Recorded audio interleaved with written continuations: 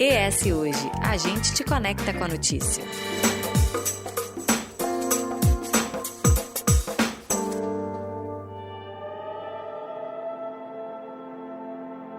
Manchas na pele que sangram, ardem ou descamam. Feridas que não cicatrizam dentro de 4 semanas e pintas escuras, com bordas irregulares, acompanhadas de coceira ou de escamação. Todos esses são sinais do câncer de pele, doença que, segundo as estimativas do INCA, terá 229.470 novos diagnósticos no Brasil em 2024, 5.500 deles registrados aqui no Espírito Santo. De acordo com a Organização Mundial da Saúde, a OMS, o câncer de pele é o tipo de displasia mais comum no mundo. Segundo o Instituto do Câncer, o INCA, a doença corresponde a aproximadamente 31,2% de todos os tipos de cânceres diagnosticados no país. No Espírito Santo, chega a 41%. Para debater o assunto e divulgar a importância da prevenção e do diagnóstico precoce, foi criada em 2014 pela Sociedade Brasileira de Dermatologia a campanha Dezembro Laranja. A iniciativa é realizada no mês de dezembro, que marca o início do verão aqui no Hemisfério Sul. Esse ano, o slogan da campanha é: proteger a pele é proteger a saúde. É isso aí. E a ES Ouve não poderia ficar de fora desse movimento e convidou a oncologista Juliana Alvarenga para explicar melhor os sintomas e formas de evitar a ocorrência de câncer. Seja muito bem-vinda, doutora Juliana. Obrigada pelo convite, é um prazer estar aqui. Eu já conversei com a doutora Juliana também no nosso Entrevistas no canal do YouTube e eu já quero que ela comece explicando, doutora, quantos tipos de câncer de pele existe e qual é a diferença entre eles? Sim, na verdade a gente tem 3 grandes tipos de cânceres de pele, que é o basocelular, o espinocelular, que são os cânceres de pele mais comuns. O basocelular sendo aquele que é mais comum, e a gente tem o melanoma, que é o menos comum, mas é o mais agressivo. Então, todos os 3, eles estão relacionados à exposição solar, que é o seu principal fator de risco. O basocelular, normalmente, ele aparece como um nódulo, uma erosãozinha na pele. E o espinocelular são aquelas lesões que descamam, que não cicatrizam, aquelas feridas que tem. E o melanoma mais comum é o da pinta. Aquela pinta que a gente tem, que às vezes muda de cor, que tem a borda irregular ou assimétrica. Então, basicamente é isso. E como que a gente observa esses primeiros sintomas? Porque a pinta normalmente parece apareceu ou às vezes a gente confunde com uma marca do próprio corpo que já existia antes e a gente não tinha percebido. Como é que a gente observa isso? O ideal é que a gente faça uma consulta com o dermatologista anual, até mesmo, principalmente quem tem muita pinta. Porque como é que você vai diferenciar suas pintas se você já tem um monte? Então é ideal que você faça esse acompanhamento com o dermatologista, porque assim, uma pinta nova ou uma pinta que você tinha, que você sempre teve, mas que mudou de característica, ela passou a ser irregular, ela mudou de cor, ela começou a ter, precisa sangrar, ela começou a ter a evolução dela. Você vê, ela sempre foi uma pintinha pequenininha, do nada ela começou a crescer. Então, essas alterações que a gente tem que levam a gente a suspeitar. Mas o ideal é a consulta com o dermato anual, para ele dar uma olhada, que ele tem ele faz a dermatoscopia com o dermatoscópio e ele olha aquelas características de cada pinta. E existe algum câncer que não tenha, algum câncer de pele que não venha com uma manchinha, uma pinta, uma ruguinha, ou que não tenha uma cor específica e que sempre, assim, quando ela chega, às vezes acaba nem chamando atenção a ponto de a pessoa, vou no dermatologista para dar uma olhadinha, ou não existe a menor possibilidade do câncer não dar esse tipo de sinal? Na maioria das vezes, os cânceres de pele, eles vão ter alguma alteração na pele. Às vezes pode acontecer, por exemplo, melanoma. Às vezes a gente pode ter uma regressão da lesão primária, da lesão da pele, e o paciente, você descobre um quadro já com metástases. Sei lá, o paciente vai no pronto-socorro, está com uma dor abdominal e descobre que tem metástases no fígado. Você não vê nunca teve uma história de nada, nenhuma pinta que chamasse atenção, nada. E aí você faz uma biópsia ou melanoma. Você sabe que uma amiga minha, fazendo drenagem linfática, e aí a esteticista, na batata da perna, né, na panturrilha, foi fazer aquela apertadinha e falou assim: tem uma coisa que você está sentindo? Não. Tem certeza? E descobriu um câncer assim. É o que você falou, né? Tem alguns que quando eles aparentam já destruindo, infelizmente, a pessoa, né? E assim, porque assim, às vezes é uma lesão, às vezes muita gente tem, às vezes, lesão em couro cabeludo, orelha, dorso. Você não enxerga. entendeu? Não é uma lesão. É diferente você, eu tenho uma coisa no meu rosto, alguma coisa aqui no colo. É uma coisa que de frente você enxerga.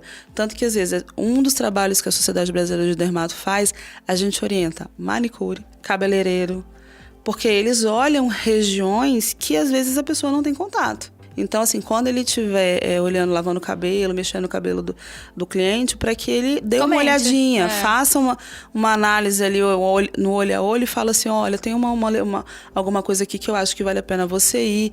Então, a gente tem esse trabalho com cabeleireiros, manicuristas, essas pessoas. E são espaços diferentes que uma outra pessoa do dia a dia não vai olhar, como as costas, a nuca, que você acaba tendo toque, tendo contato, tendo a visão, tendo essas coisas todas de pessoas do dia a dia. O cabelo nem tanto, ninguém toca no cabelo do outro. Exatamente, no couro cabeludo. Quem vai olhar sobre o couro cabeludo? Entendeu? Ninguém. Então, assim, exatamente isso. E a gente também, assim, muitas pessoas, assim, eu tenho muitos pacientes que descobriram câncer de pele porque a mãe olhou, a esposa olhou, alguém, um colega, ele falou assim, nossa, você tem uma pinta estranha nas costas, você já olhou isso? E a pessoa, às vezes, nem tinha noção do que ela tinha aquela pinta. E aí ela vai, depois ela chega lá e, às vezes, realmente é um câncer de pele.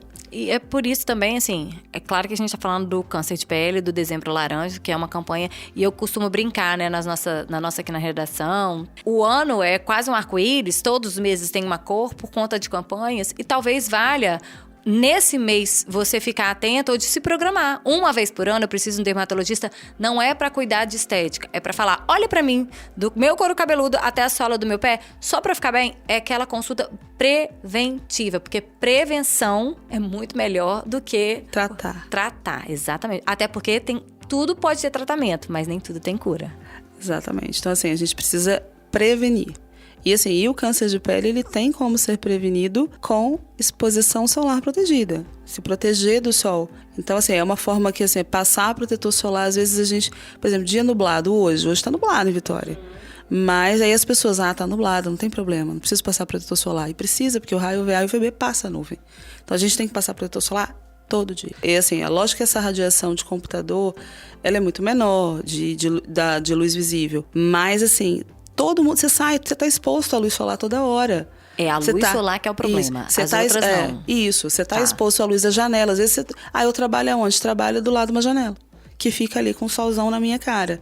O sol tá batendo de um lado do seu rosto. Porque assim, é lógico que a gente tem uma preocupação muito grande com os trabalhadores que trabalham expostos. Por exemplo, gari, pedreiro, essas pessoas, elas trabalham... Os ambulantes, vendendo... Exatamente, são pessoas que trabalham diretamente expostas ao sol. E a gente sabe que essa população é uma população que tem um risco aumentado de ter câncer de pele. Então, tanto que uma briga que a gente tem hoje com a legislação trabalhista é porque, assim, protetor solar não é considerado EPI. Deveria, porque eles estão expostos.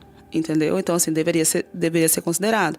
Então, assim, precisa se proteger. Não tem jeito. Qual a proteção solar que a gente tem que usar no dia a dia? Porque tem gente que diz que é 10, tem gente que diz que é 30, tem gente que diz que é 100, depende da pele, depende da pessoa. Como é que a gente define isso? Então, ao menos 30. Né? Assim, e quanto mais branco você for, melhor será se você usar fatores de proteção maiores. Mas ao menos 30. E lembrar que pessoas negras também precisam passar protetor solar. Lógico que a incidência neles é menor, mas eles também têm chance de ter câncer de pele. E também neles é mais difícil identificar, porque também é mais difícil de achar a mancha. Exatamente, ainda é mais difícil. Eu ia falar que na hora que você falou que protetor solar não é EPI, né? Infelizmente. No Brasil, as políticas, as pessoas só se preocupam quando a gente passa por uma situação tipo pandemia. Aí, quando um estado se destaca porque tem maior número de incidência de câncer, aí o governo fala, vou tomar uma atitude, vamos botar nossa, maravilhoso. Se tivesse feito isso, a gente não precisava estar nisso. Mas pronto, fez só meu adendo. Quem é que está mais propensa a desenvolver o câncer de pele? Existem disposição genética ou exposição ou não? Os raios solares podem definir o aparecimento, assim, escolher a quem vai ficar doente. Assim, a maior parte dos cânceres de pele são por exposição solar. A gente tem uma pequena parte da população tem mutação, que tem alterações genéticas que predispõem ao aparecimento de câncer de pele, principalmente de melanoma. Por exemplo, tem o caso da Angelina Jolie, ela tem aquela mutação do BRCA que aumenta mama e ovário, tanto que ela fez cirurgia, mas também aumenta, por exemplo, melanoma. Mas assim, isso não é o comum. principal mesmo da questão do câncer de pele é a exposição solar contínua, desprotegida. Existe, agora eu vou fazer uma pergunta que não é necessariamente com relação ao câncer, porque assim, quando a gente fala câncer de pele, a gente fica com essa preocupação da questão do sol. Mas existe algum bom horário que o sol, que a gente pode se expor sem proteção e que o sol, ele acaba sendo benefício e não prejuízo para a saúde humana? Sem proteção, não é bom. Porque, assim, grande coisa que a gente fala, por exemplo, tem aquele bebezinho, aquela criança que precisa de exposição do sol para poder converter e ter a vitamina D, para a questão do crescimento ósseo. Mas adulto, gente, é muito mais difícil. Nossa conversão da vitamina D em adulto, ela é muito menor. Então, assim, tudo bem, tem aquele horário do sol de manhãzinho cedo, que a gente fala que é o horário do bebê, né? De manhãzinha cedo, finalzinho da tarde. Mas sem protetor solar, sem proteção, não é indicado. Como que a gente previne o câncer de pele no dia a dia, além da proteção com protetor solar? Que é mais que a gente pode ter de medida no dia a dia? Não, passar protetor, usar óculos de sol com proteção UV, chapéu com proteção, né? A gente já tem chapéu com proteção UV. Por exemplo, quando for na praia, nos horários de lazer, procurar ficar naquelas guarda-sol, né? Com proteção, barraca com proteção, procurar ficar na sombra e passar bastante protetor, não tem jeito. De quantas horas? Tem que renovar, teoricamente, de 2 em 2 horas. Ainda mais se você... E toda vez que você for na água ou tiver uma sudorese excessiva, precisa repassar de novo. Então, se eu for pra praia, passa protetor. Entrei no mar, volto, passa protetor. Se tô jogando... cheguei lá, não fui pra praia, não fui pro mar, não. Mas eu tô jogando um frescobol. Deu 1 hora, 2 horas no máximo, passa protetor de novo.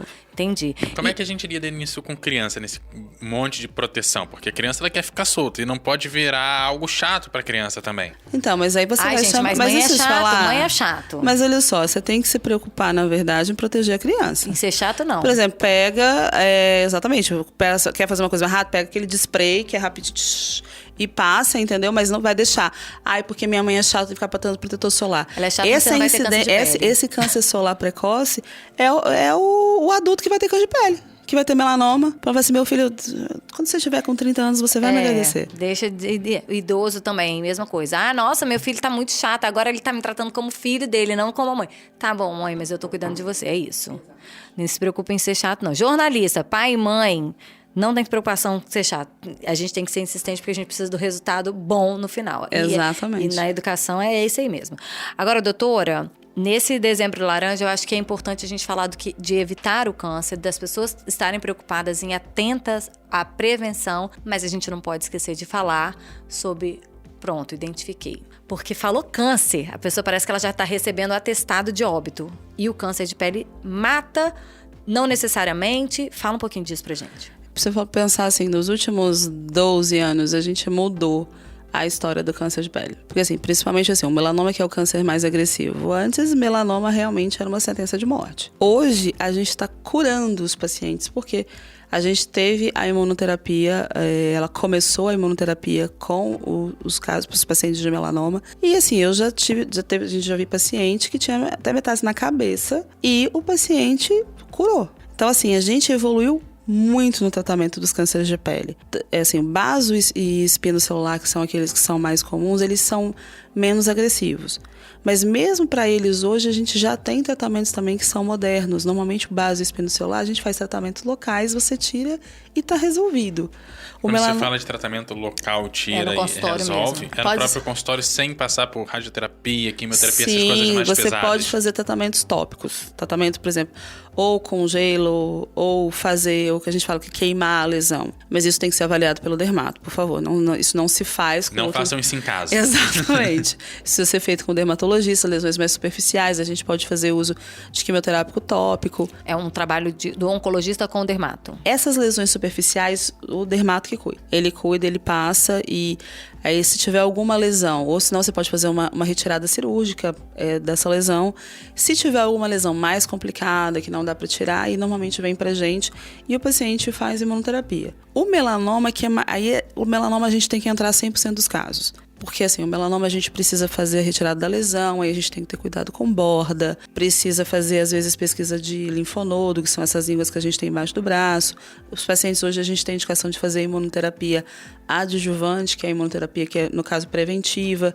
Então o melanoma é um pouquinho mais, o tratamento é um pouco mais, envolve mais equipes. Mais equipes, mas ainda assim com bons resultados. Sim, com bons resultados e boas chances de cura. E quando você fala de consultório, marquei, fui, vi o que é, vou fazer alguns exames, né, para poder fazer a retirada com cuidado, exame de sangue, por exemplo, porque às vezes o dermatologista ele vai, sei lá, você tem uma lesão no braço.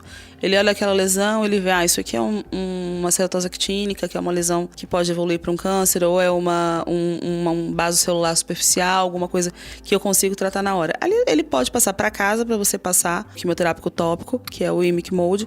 Como ou se ele fosse uma faz pomada. isso, como se fosse uma pomada, ou ele faz, sabe, um gelo seco ali e queima. Ou seja, você vai, pode sair dali Pode sair já coisa resolvida. já tratado, inclusive. E com, obviamente, um alerta de que você bailou aqui, né? Você vacilou, Não, então vamos cuidar. A pessoa tem que entender que ele já teve uma exposição solar capaz de fazer um fotodano compatível com câncer de pele. Então, o principal fator de Stöss quer dizer, ele já tem uma carga solar capaz de gerar câncer. Então, esse daí tem que ficar 3 vezes mais esperto. E lembrar que toda atenção, essa chatice que a gente falou, né, da maternidade, que eu brinquei, que o jornalista também, essa chatice, ela nada mais é do que prevenção. Mas tem uma coisa que que parece que é um bicho de cabeça, mas se você criar essa rotina de cuidado anual, não precisa ser todos os meses, anualmente. No mês de janeiro eu vou pro médico disso e disso, fevereiro disso e disso.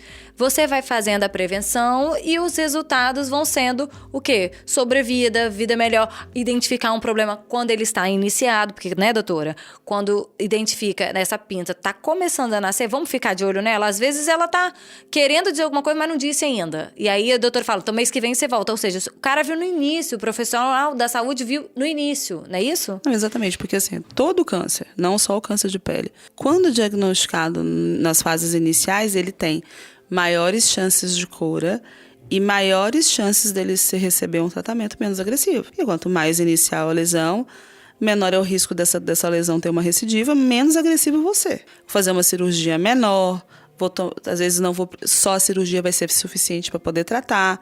Então, assim, o ideal sempre é o diagnóstico precoce. Da mesma forma que você passa o creme hidratante à noite para hidratar a pele, antes de sair de casa de manhã, passa protetor solar, procedimento é o mesmo, você só troca o produto. Procedimento padrão. E assim a gente vai encaminhando pro final. Vou agradecer a Juliana por estar aqui com a gente mais uma vez. Fique à vontade para divulgar como é que você acha, onde é o seu consultório. Então, eu tenho um Instagram que é julianaalvarenga.oncologista e tenho um Instagram, eu tenho outro Instagram também que é o Elas com 2 L's Oncologia. Eu tenho um grupo com outras oncologistas, tanto no meu Instagram pessoal quanto no Instagram do Elas. A gente fala sobre prevenção, qualidade de vida, como enfrentar a doença de uma forma bacana, positiva. Eu atendo na Oncoclínicas, aqui do Espírito Santo, que é na Oncoclínicas Enseada, que fica ali perto do Shopping Vitória, e na Rede Meridional. É isso, lembrando que aqui a gente sempre te convida a debater, refletir e, sobretudo, a se informar. O ES Ouve tem edição de Eduardo Couto, texto e produção de Carol Boeri, apresentação e direção de jornalismo de Daniele Coutinho. Aquele abraço e até a próxima. Obrigada, doutora, e até a próxima. Obrigada a vocês.